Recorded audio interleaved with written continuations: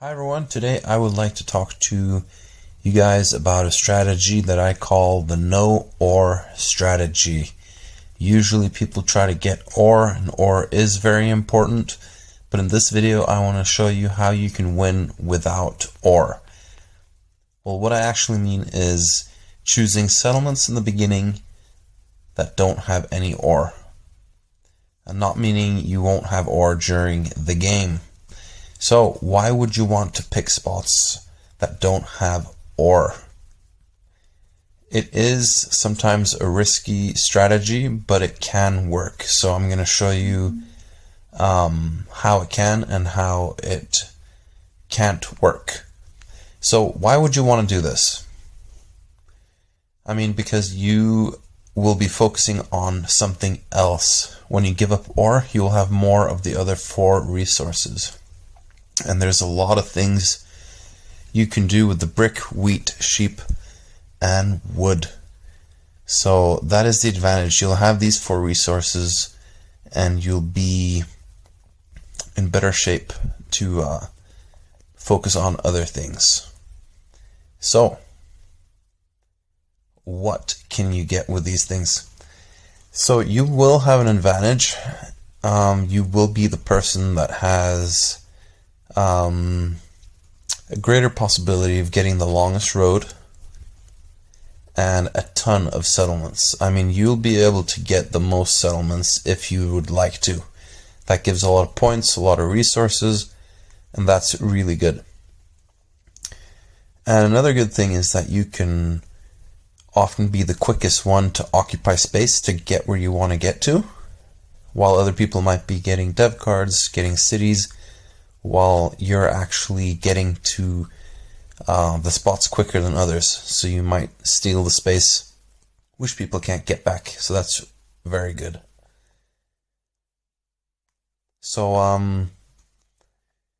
with the longest roads, lots of settlements, occupying space, again, that's giving you even more resources. That is a really cool strategy. But there's some things you got to be aware of. But also, before I continue, when should you use this strategy? I think you should only be using this strategy if you can put both your settlements in the beginning on good numbers. So, pretty much, when you're getting them on like the 8s, the 6, the 5, the 9s, but of course you probably will be getting like a 4 and a 10. If you can get like those numbers on both your settlements of sheep, wheat, brick, ore, sheep, wheat, brick, wood, then you'll be doing really good with this strategy. So that's like the core thing. You need to get those good numbers. If you're going to use a strategy and have low numbers, I don't think this is going to work very well because you need a high production. But that's not the only thing.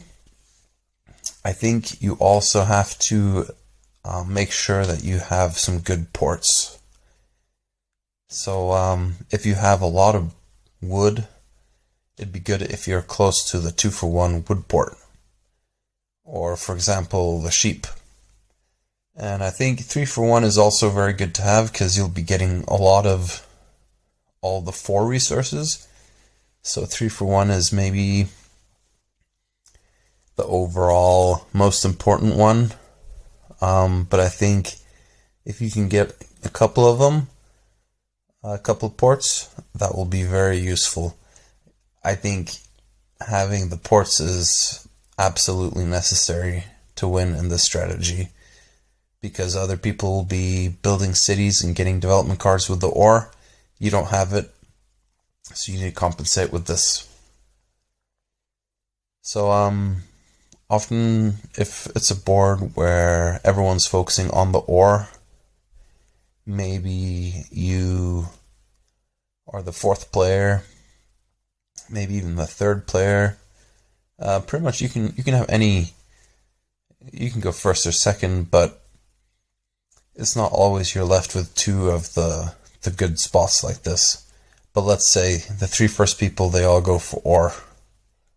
And then you have a good opportunity to take the good spots on the wood and brick and wheat and sheep.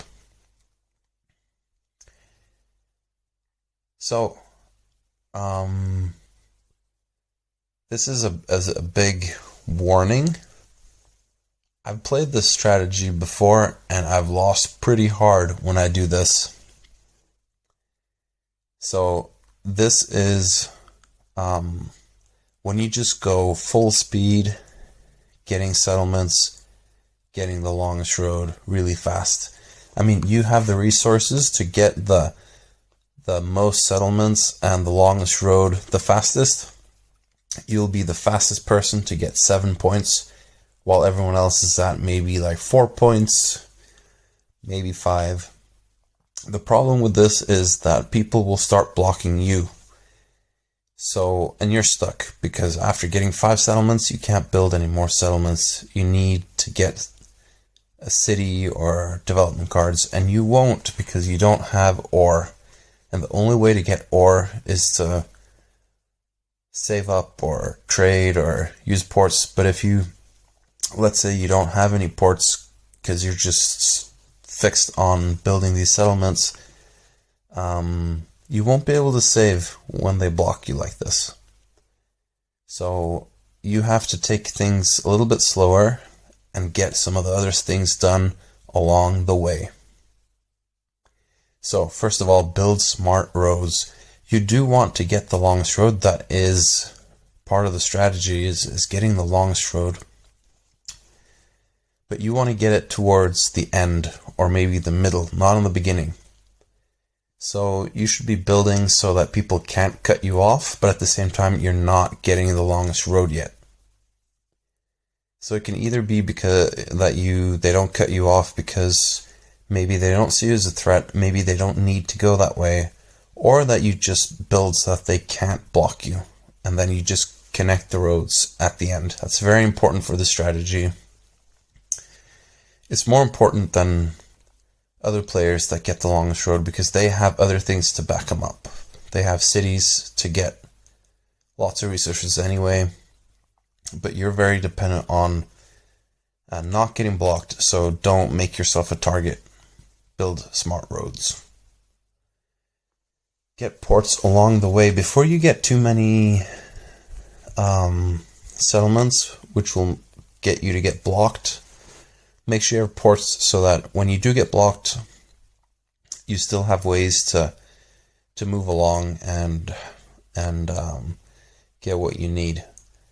So I think after building maybe 3 settlements in total, or maybe 4, make sure you get a port before you keep going.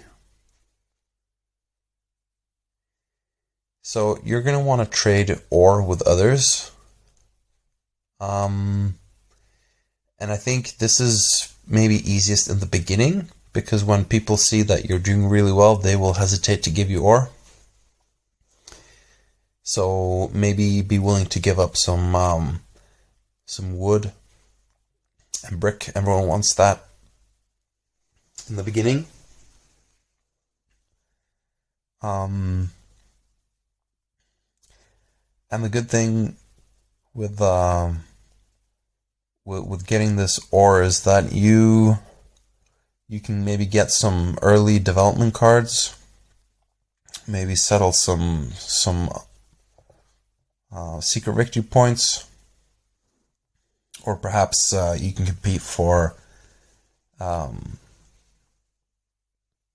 largest army. I mean, it depends. Sometimes people have a lot of ore and they don't go for development cards, just cities and stuff. Then you can kind of sneak in there and try to get the largest army. I one time had some bad numbers. I was doing this no ore strategy, but I didn't have good numbers. I thought I was done for. But people traded so much ore with me because they didn't see me as a threat So I was getting lots of cities and then lots of settlements, and I won in the end.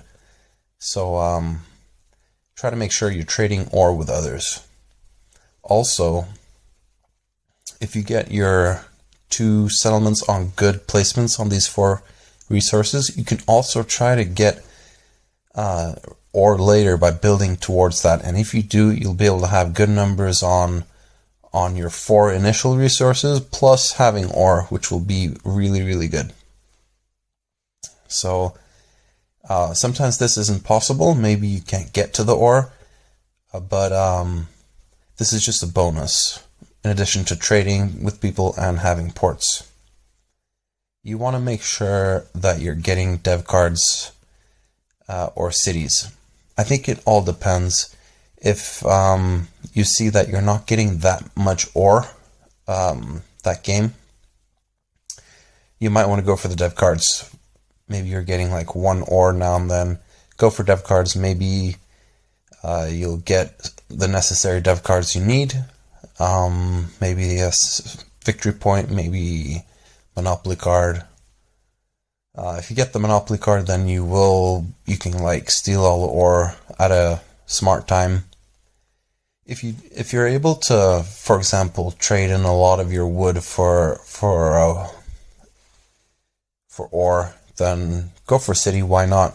Like the 7 points that I talked about, 5 settlements, longest road. If you just get a city in there, you'll have 8 points, and you'll be able to build your next settlement, and then you're at 9. So then you're really close to winning. Excuse me. So this strategy has worked for me several times. I have excuse me. I have a little bit of a cold. So this strategy has worked for me a couple of times. I mean, I have played a lot of times where it hasn't worked because I haven't been following the tips in the that I've given in this video, or sometimes I've just been a little bit unlucky. It's a little bit hard to win with this strategy. You got to make sure you play it right, and you gotta really fight for the win. But sometimes this is the only good strategy to use if you're unlucky with the board and with who's going first and last. But there's also times where this strategy is the best to choose, even if you have options. So I would definitely try to use this strategy more, and I hope you guys try it out. So good luck with that, and hope to see you in the next video.